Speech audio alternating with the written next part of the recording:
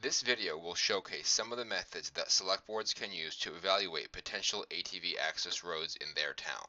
You will hear from town officials as well as from residents who live along the roads being considered for ATV access.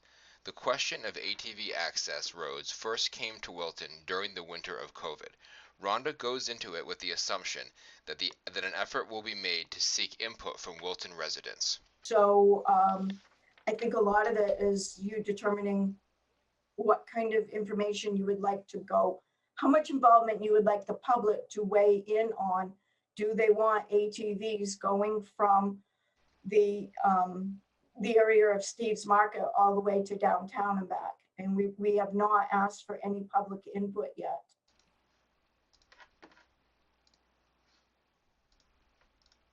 I believe it's up to us, but I think the proper way to do it is for us to open it up to a public hearing of some kind and listen to the input before we make a decision. If I recall back to when we dealt with this before, we did have a public hearing and they were actually going to come down Village View, which is a whole different situation, really into the community, into housing local people, and they were very much against it. But I think in this case, we still have to, I think it's our decision, but I think we'd be proper in having some kind of special town meeting to see what the people have to think. I mean, I'm sure at some point at that time, you'll be wanting to get approval from residents for having it in town, but that part will be up to you. From there, then it would be raising funds for the state to put up the signs once they approve it, if they do approve it. So at this point, I've sent the information back out to the ATV club, and I'm just waiting for them to fill out that application. Tom? Rhonda, I think we need, before we as select people send a letter of support, I'd like to know what the citizens think about it. So is it appropriate to hold a public hearing before, or a public information session? The Canton Select Board had the same idea when they were considering an ATV access road. I can vote It's good for, to have an information meeting, so. Yeah. You find out percentage wise you want it, and don't want it, so you can make a decision. yep, definitely. So Right, if we're down making the the road, decision, you know, I would want to you'll know. have to be covered and say, hey, well, Has the meeting date been set? February 29th. We were just waiting for their confirmation, and then we're gonna send some stuff out to Gotta make people. sure you get it out there. So. yeah, so that Yeah. people will be informed, definitely. Yeah, Right, because they want Staples Hill, so we want the people on Staples Hill. Yeah, especially- Yeah, there- the plan is to, everybody on Staples Hill is gonna get a postcard. Should be informed, definitely. Yep, just to make sure they're all informed, and then, since the crier's already gone out, we're gonna do something that goes to everybody, just to give everybody notice of it. Their outreach resulted in a packed meeting before any decision was made. And the people, how many people live on that road that's here tonight? Okay, good. Now. It's time.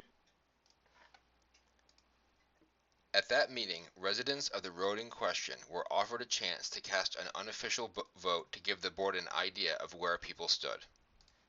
So what we're gonna do before everybody leaves, first of all, those of you that are Staples Hill residents, we wanna get a count to make sure and we know how many are here. And then we're gonna do just a simple thumbs up, thumbs down, or Just stand up, Staples sit Hills. down. Does my vote Just- count as a Staples Hill? Yes, it does. The good intentions of hearing from residents produced a different story in Wilton. Tom? I think, I mean, I support the concept. I did the last time they came in and presented something, but I think we owe it to the public to have them comment on what they think.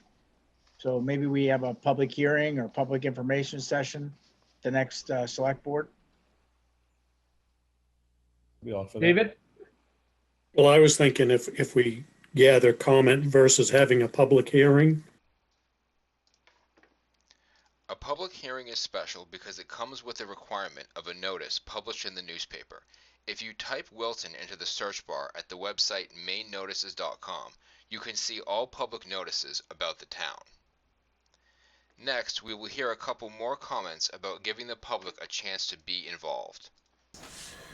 The ATV access, I have not heard back from the state on approval or non-approval of the Temple ATV part. I did reach out to other managers because many towns are doing an ordinance on the ATV and some are doing policies. My concern would be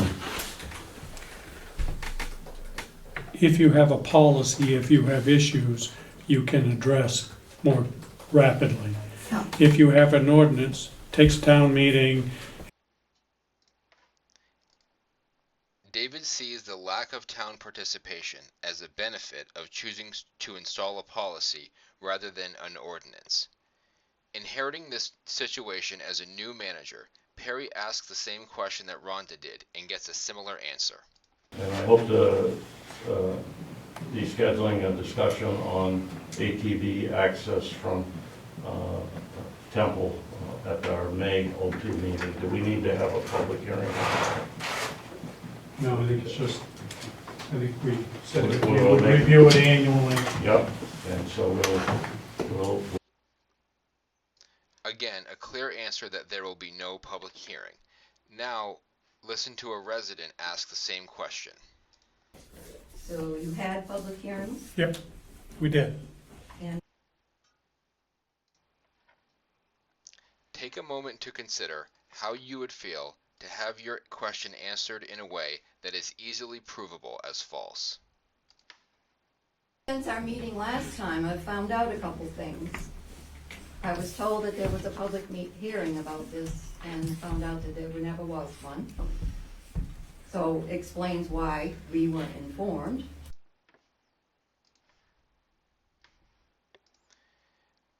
Perry repeats this claim at the annual meeting during the discussion of the ATV article. Right now, a public hearing is required prior to any decisions that are made. We had a public hearing earlier this year. I'll cut Perry some slack since he was new to this situation and may be making an honest mistake. Still though, it is important because the voters at this meeting didn't have the benefit of the full story. All those in favor of giving the select board the authority, raise your pink slip. While there may have been a few raised hands out of the camera's view, I'd estimate that this vote passed with about 20 people voting in favor. The reason that residents should be notified, of course, is because there are likely to be some different viewpoints. The concerns are that we'll probably get a lot of complaints. It should be no surprise that her expectation became reality. Other thing, ATV access routes. We have gotten a fair amount of complaints. Most of it was more in the beginning than what we're getting right now. And a lot of it was after Memorial Day weekend. For the complaint, if I may. Loud, noisy, driving fast. A lot of it's on the Temple Road. The other business is the ATV business. I sent you all out a copy of the report that we kept under the counter someplace there that we found afterwards. The report showed a lot of discomfort on Temple Road in the beginning. It didn't show after a while. It seemed to die down again. But I think that probably it's going to bear more than just, I think that my personal advice to you would be that you would have some type of public hearing. A few residents who live along the roads in question claim they were never informed of the ATVs. Hi, I'm Linda Storer. I live on Depot Street. First off, I never even knew that was going in until I saw the sign.